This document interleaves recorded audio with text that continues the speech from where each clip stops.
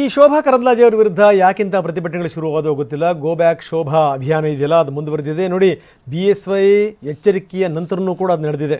Shobha Karandlaje ಹಠಾವ್, Hubballi Chikkamagaluru BJP ಬಚಾವ್, ಈ ರೀತಿ ಶುರುವಾಗಿರುವಂಥದ್ದು. ನಾವು ಯಾರ ಪರನೂ ಇಲ್ಲ, ಯಾರ ವಿರುದ್ಧನೂ ಇಲ್ಲ. ಕಳೆದ ವಿಧಾನಸಭಾ ಚುನಾವಣೆಯಲ್ಲಿ ಕ್ಷೇತ್ರದಲ್ಲಿ ಪ್ರಚಾರಕ್ಕೂ ಅವರು ಬಂದಿಲ್ಲ ಅನ್ನುವಂಥ ಮಾತು. ನೋಡಿ, ಸನಾತನ ಹಿಂದುತ್ವ ಶೋಭಾ ಟೀಮಿಗೆ ಭಯ ಶುರುವಾಗಿ ಈಗ ಯಡಿಯೂರಪ್ಪನ ಮುಖಾಂತರ ಹೇಳಿಸುವಂಥ ಪ್ರಯತ್ನವನ್ನು ಮಾಡಿದ್ದಾರೆ. ಶೋಭಾ ಕರಂದ್ಲಾಜೆ ಹಠಾವ್, ಉಡುಪಿ ಚಿಕ್ಕಮಗಳೂರು ಬಚಾವ್, ಈ ರೀತಿ ಶುರುವಾಗಿರುವಂಥದ್ದು ಅಭಿಯಾನ. ಯಾಕೆ ಈ ರೀತಿ ಶುರುವಾಯಿತೋ ಗೊತ್ತಿಲ್ಲ. ಇದೆಲ್ಲ ಆದಮೇಲೆ ಯಡಿಯೂರಪ್ಪನವರು ಎಚ್ಚರಿಕೆ ಕೊಟ್ಟರು.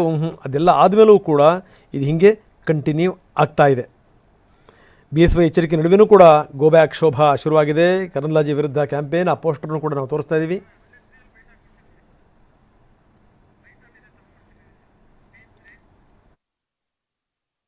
ಇವತ್ತು ಯಾರು ನನ್ನ ವಿರುದ್ಧ ಕಳೆದ ಚುನಾವಣೆಯಲ್ಲಿ ಕೂಡ ಗೋ ಬ್ಯಾಕ್ ಮಾಡಿದ್ರು, ಈ ಚುನಾವಣೆಯಲ್ಲೂ ಮಾಡ್ತಾ ಇದ್ದಾರೆ. ಯಾರೋ ವ್ಯವಸ್ಥಿತವಾಗಿ ದುಡ್ಡಿನ ಮದದಿಂದ, ಅಹಂಕಾರದಿಂದ,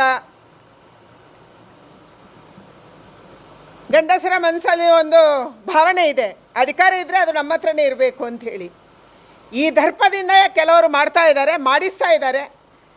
ಅದಕ್ಕೆ ನಮ್ಮ ನಾಯಕತ್ವ ಉತ್ತರವನ್ನು ಕೊಡುತ್ತೆ ಅನ್ನುವಂಥ ವಿಶ್ವಾಸ ಇದೆ. ಯಾಕೆಂದರೆ ನನ್ನ ಹೈಕಮಾಂಡ್ ನನಗೆ ಯಾವ ಜವಾಬ್ದಾರಿಯನ್ನು ಹೊರಿಸಿದೆ, ಅತ್ಯಂತ ಪ್ರಾಮಾಣಿಕವಾಗಿ ಜವಾಬ್ದಾರಿಯಿಂದ ಅವರ ಹೆಸರಿಗೆ ಒಂದು ಕಪ್ಪು ಚುಕ್ಕೆ ಬಾರದಂತೆ ನಾನು ರಾಜಕೀಯವನ್ನು ಇಷ್ಟು ವರ್ಷಗಳ ಕಾಲ ಮಾಡ್ಕೊಂಡು ಬಂದಿದ್ದೀನಿ. ಅದು ಯಡಿಯೂರಪ್ಪನವರ ಸರ್ಕಾರದಲ್ಲಿರ್ಬೋದು, ಇವತ್ತು ಮೋದಿಯವರ ಸರ್ಕಾರದಲ್ಲಿರ್ಬೋದು.